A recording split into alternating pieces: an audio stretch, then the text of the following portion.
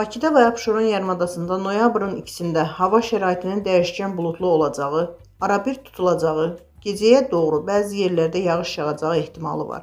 Milli Hidrometeorologiya Xidmətindən ölkə azına verilən məlumata görə havanın əsasən yağmursuz keçəcəyi gözlənilir.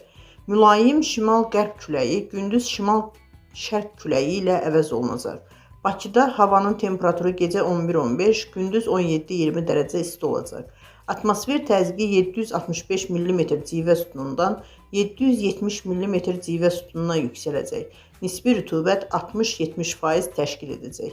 Azərbaycanın rayonlarında havanın əsasən yağmursuz keçəcəyi, lakin gündüz bəzi şərq rayonlarında arabir yağış yağacağı, şimşək çaxacağı gözlənilir. Bəzi yerlərdə arabir duman olacaq. Mülayim şərq küləyi əsəcək. Bölgələrdə havanın temperaturu gecə 5-10, gündüz 17-22 dərəcə isti, dağlarda gecə 2 dərəcə, şaxtadan 3 dərəcəyədək isti, gündüz 7-12 dərəcə isti olacaq.